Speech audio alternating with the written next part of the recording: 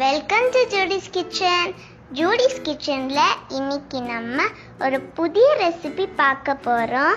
இது வரைக்கும் எங்க சேனலை சப்ஸ்கிரைப் பண்ணாதவங்க சப்ஸ்கிரைப் பண்ணுங்க, அப்படி பெல் பட்டனையும் கிளிக் பண்ணுங்க, ஆல் இருக்க ஆப்ஷனையும் மறக்காம கிளிக் பண்ணுங்க. நம்ம இப்போ வீடியோக்குள்ளாடி போலாம்.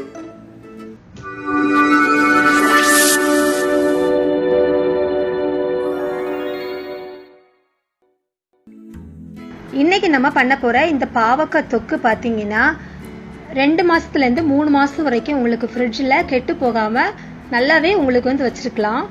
இப்ப நம்ம ஈரமான ஸ்பூன் அந்த மாதிரி எதுவுமே போடாம நீங்க வச்சிருந்தீங்கன்னா 6 மாசம் வரைக்கும் கூட ஊறுகாய் மாதிரி நல்லாவே இதை எந்த ப்ரிசர்வேட்டிவ்ஸும் சேர்க்காம இதை நம்ம ஸ்டோர் பண்ணிக்கலாம் ஃப்ரிட்ஜ்ல. ஸோ இப்போ நம்ம இதை சூப்பரா எப்படி பார்க்கலாம். இன்னைக்கு நான் இந்த பாவக்காய் தொக்கு பண்றதுக்கு 2 பாவக்காய் மீடியம் சைஸ் எடுத்துருக்கிறேன்.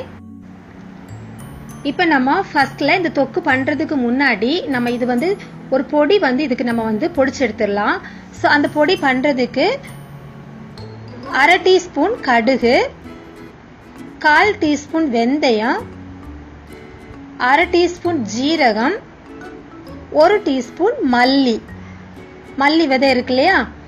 ஸோ இப்போ இது எல்லாத்தையுமே சேர்த்து எண்ணெய் எதுவுமே சேர்க்காம நல்ல ட்ரையா நம்ம இதை அடுப்பை ரொம்ப ஸ்லோவா வச்சு வறுத்து எடுத்துடலாம். ஏன்னா இந்த ஜீரகம் வெந்தயம் எல்லாமே சீக்கிரமா உங்களுக்கு தீஞ்சு போயிடும்.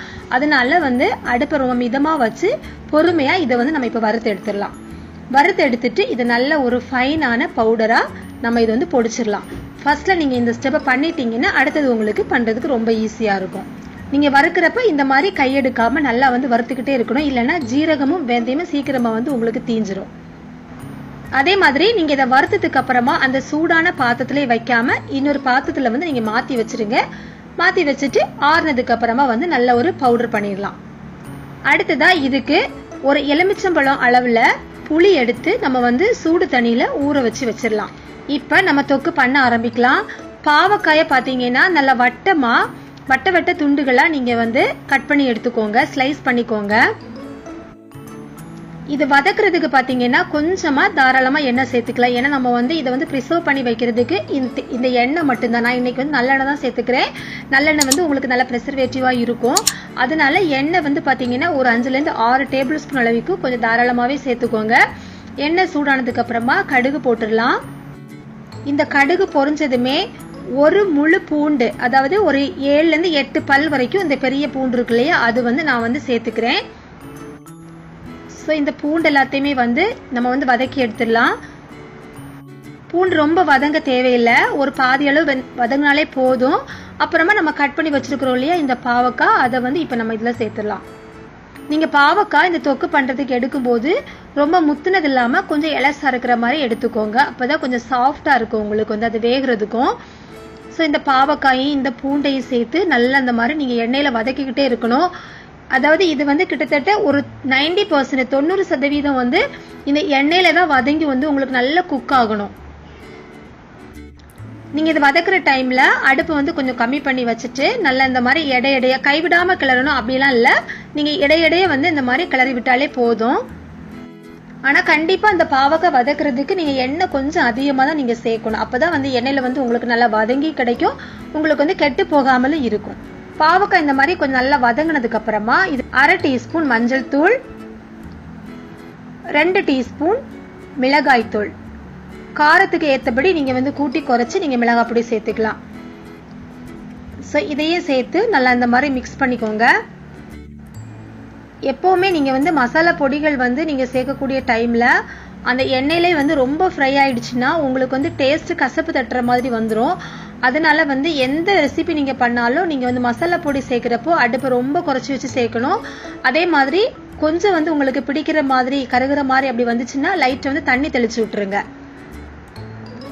இப்ப இந்த மாதிரி நல்லா நான் இன்னைக்கு நல்லா ஸ்லோல வச்சு நான் பண்றதுனால உங்களுக்கு மசாலா எதுவும் கருகல, நல்லாவே அந்த பாவக்காய் நல்லா இந்த மாதிரி கோட் பண்ணி எடுத்தாச்சு. இப்ப நம்ம எடுத்து வச்சிருந்த புளிய நல்லா இந்த மாதிரி கரைச்சு அந்த புளி கரைசலை இப்ப நம்ம இதுல சேர்த்துடலாம். கொஞ்சம் வந்து நம்மளுக்கு அந்த தொக்கு மாதிரி எடுக்கிறதுக்கு கொஞ்சம் தண்ணி இதுல தேவைப்படும். ஏன்னா நம்ம தக்காளி அப்படிலாம் நம்ம சேர்க்கறது இல்லை. தக்காளிலாம் சேர்த்தீங்கன்னா சீக்கிரமாவே உங்களுக்கு கெட்டு போயிடும். ஸோ நம்ம என்ன தக்காளி எதுவும் சேர்க்கல இல்லையா, ஸோ கொஞ்சம் வந்து நம்ம தண்ணி இதுல சேர்த்துக்கலாம். தண்ணி வந்து அதனால உறிஞ்சிக்கும். ஸோ தண்ணி சேர்த்துட்டு இதுக்கு தேவையான அளவு உப்பு இப்ப சேர்த்து நீங்க மிக்ஸ் பண்ணிக்கோங்க.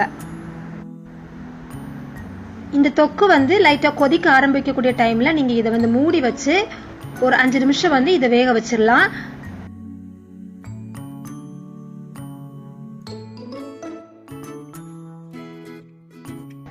இப்போ நல்ல மசாலா வாடையெல்லாம் போய் நல்லா வந்து உங்களுக்கு குக் ஆயிருக்கு. இந்த டைம்ல நம்ம ஏற்கனவே வறுத்து பிடிச்சு வச்சிருக்கிற அந்த மசாலா பவுடர் வந்து நம்ம சேர்த்து மிக்ஸ் பண்ணிடலாம்.